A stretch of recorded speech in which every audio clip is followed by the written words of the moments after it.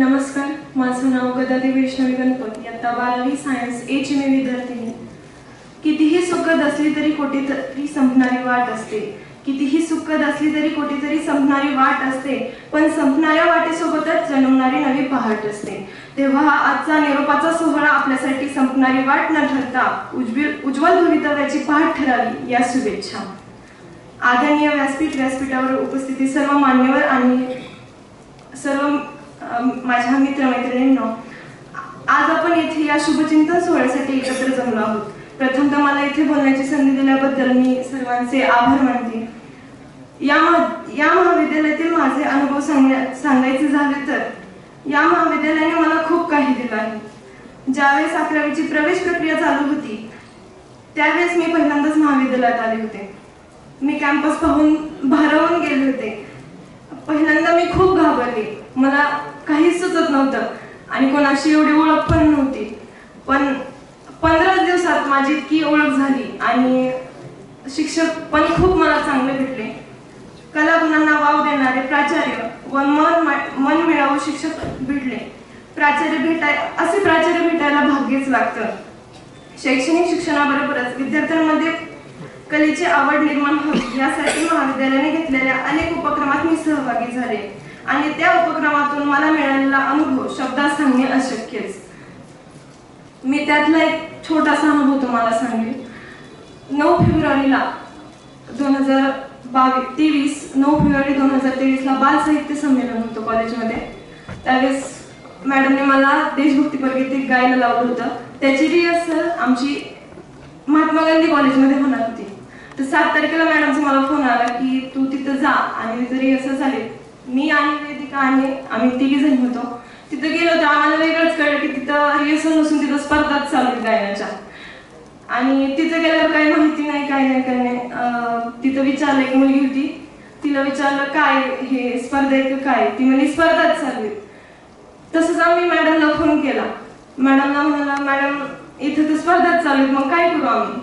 आणि मस्ती सरांना सुद्धा फोन केला. तर ते म्हणले तुम्ही द्या, स्पर्धा द्या. असं म्हणतात ना, आपल्यात जर जिद्द असेल तर आपण कोणतीही गोष्ट करू शकतो व त्यात आपल्याला यश पण येतं.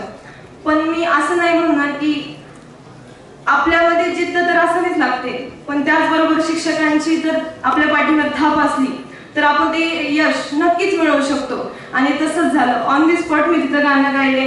काहीच तयारी नव्हती, सगळी तयारी आम्ही केली आणि तिथं मला यश पण आलं. तो माझा थोडक्यात अनुभव या कॉलेजमध्ये मला मिळाला. अशा प्रकारे मी या विविध स्पर्धेमध्ये उतरत गेले आणि यशासोबत काही वेळा मला अपयश सुद्धा आले. असं म्हणतात ना, लहरों से डरकर नौका कभी पार नहीं होती, कोशिश करने वालों की कभी हार नहीं होती. याप्रमाणे मी नेहमीच प्रयत्न करत राहिले व शिक्षणाबरोबरच मी माझी कला सुद्धा जोपासली. हा 2 वर्षाचा प्रवास कसा गेला तो कळलंच नाही. असं वाटत होते की हे क्षण पुन्हा यावे. हे शिक्षक आणि प्राचार्य मला जन्मोजन्मी भेटावे. असं म्हणतात की कॉलेजला गेल्यानंतर कॉलेजची लाईफच वेगळी असते. तुम्ही लेक्चरला बसा किंवा नका बसू, तुम्हाला कोणी काहीच बोलत नाही. पण इथं आम्हाला असं काहीच बघायला भेटलं नाही आणि आम्हाला तेच पाहिजे होतं. रागवणारे आणि प्रेमळ शिक्षक आम्हाला इथे भेटले.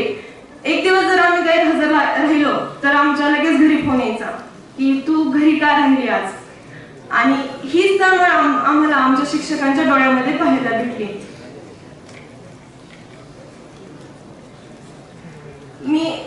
मला खरं तर प्राचार्य सर इतके चांगले भेटले की मी त्यांना एक वडीलच मानेन.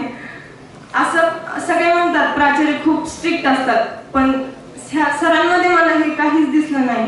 उलट मला दुसरे वडील म्हणता येईल की मला तेच भेटले.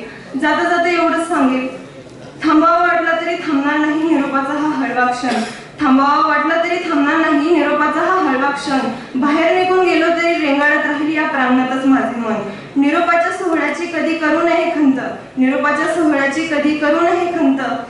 निरोपानंतरच्या भेटीला नसतो कधीच अंत. बोलले असेल उलटून, झाले असतील चुका, विसरून सारे द्या आशीर्वाद, मनात काही ठेवू नका. जीव लावला तुम्ही आई वडिलांसमोर आम्हाला, कसे सांगू किती दुःख होते सोडून जाताना तुम्हाला. कसे सांगू किती दुःख होते सोडून जातं तुम्हाला. धन्यवाद.